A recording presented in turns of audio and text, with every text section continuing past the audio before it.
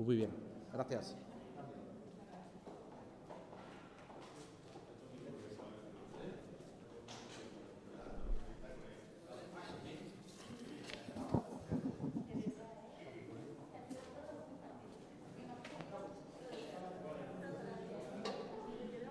No.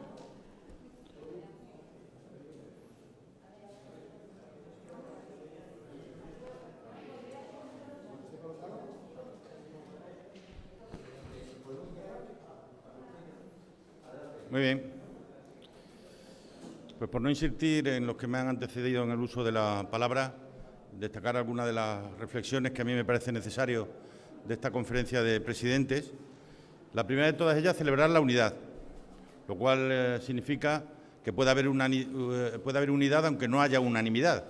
Es decir, podemos no estar de acuerdo en todo, pero ser capaces de sacar de ahí un grupo de elementos que nos permitan llegar al final de la reunión pues con una puesta en común bastante aproximada, ¿no? Me da la sensación que eso no solo es bueno para el país, para España, para todos y cada uno de nosotros, sino que es algo que los ciudadanos en estos momentos nos exigen de manera rotunda, ¿no? De la misma manera que fuimos capaces en su día, pues de alrededor de la vacunación, de montar un gran proyecto de país de cara a tener protegida en apenas un año al conjunto de la población española, creo que tenemos por delante ahora el inmenso reto de responder ante lo que significa esta invasión de Ucrania por parte de Rusia y las consecuencias de índole social y de índole económico que van a tener, ¿no? Creo que es una magnífica noticia el que la Unión Europea se esté reforzando a medida que vamos afrontando grandes retos. Ocurrió con el Brexit, ocurrió luego con la pandemia y va a ocurrir ahora sin duda ninguna con esta guerra, ¿no? Y además, a mí que me gusta ser siempre muy positivo, creo que es una también muy buena oportunidad para España, ¿no? Hay que recuperar la soberanía industrial, hay que recuperar la soberanía energética. Ahora hemos descubierto que también tenemos un problema con la soberanía agraria, con todos los problemas derivados de la falta de aceite de girasol y de maíz. Bueno, pues hay una buena oportunidad de replantear algunas cosas, incluso dentro de la propia política agraria comunitaria actual, que está en estos momentos a punto de ser aprobada, para que desde el conocimiento de esta nueva realidad podamos buscar soluciones. Una de ellas, clarísima, que se me ocurre, es que tenemos muchas hectáreas en España que son hectáreas que están en barbecho como consecuencia de la política agraria comunitaria, y bien haríamos de aprovechar para que la problemática derivada de la falta de maíz o de la falta de aceite de girasol no repercuta en Europa, no repercuta en España, ¿no? Creo también que hay un claro acuerdo, como ha quedado de manifiesto con la declaración de Palma, respecto a cuestiones esenciales. Una tiene que ver con que hay sí o sí que rebajar el precio de la electricidad y el precio de los hidrocarburos, y en las próximas semanas habrá que discutir en la Unión Europea cómo es la mejor manera de hacerlo.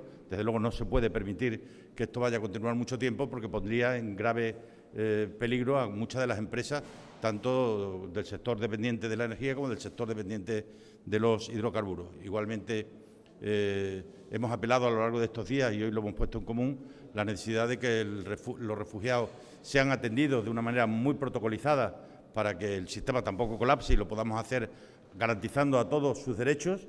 Y, en tercer lugar, vamos a meter una marcha para la ejecución de los fondos europeos.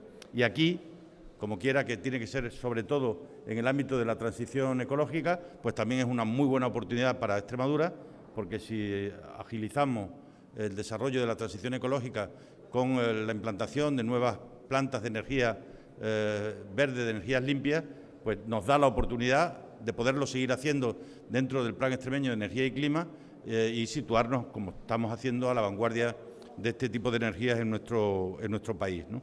Y por otra parte, en las próximas semanas vamos a completar el Plan Nacional de Respuesta a la guerra y a la invasión de Ucrania, y hoy hemos avanzado con propuestas por parte de todos, y hemos quedado que a lo largo de las próximas semanas seguiremos haciendo propuestas para que a lo largo del mes de marzo podamos tener un plan en el que seamos capaces de ponernos en común todo lo que hoy se ha puesto que tenemos en común, ¿no? Y por último, no nos olvidemos de que hay aspectos que tienen que ver con las reformas legislativas para poder seguir avanzando. Mi compromiso es, con toda claridad, llevar a cabo en los próximos meses en nuestra región una nueva serie de leyes que permitan mejorar la simplificación administrativa, que permitan mejorar los procedimientos administrativos, que permitan desarrollar todo lo que sea necesario para poder ejecutar los fondos europeos.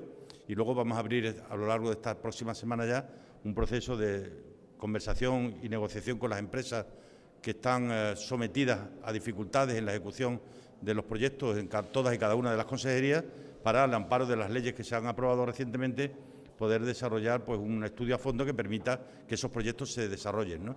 Tenemos en Extremadura casi 300 millones de euros en proyectos con una difícil ejecución que tenemos que resolver sí o sí, y para eso nos tenemos que poner inmediatamente a trabajar con ellos. Termino como empezaba. No hay nada mejor que la unidad de criterio, que la unidad y el consenso para poder resolver los problemas importantes con los que se enfrenta nuestro país, con los que se enfrenta la Unión Europea. Es la mejor noticia que sale de aquí hoy, probablemente después de muchas conferencias de presidentes, en una que se celebra en el momento probablemente más difícil de todas. Nos hemos encontrado los unos a los otros para llegar a acuerdos, y eso yo creo que es la noticia con la que me gustaría quedarme esta tarde. Por mi parte nada más, si hay alguna pregunta. Muy bien.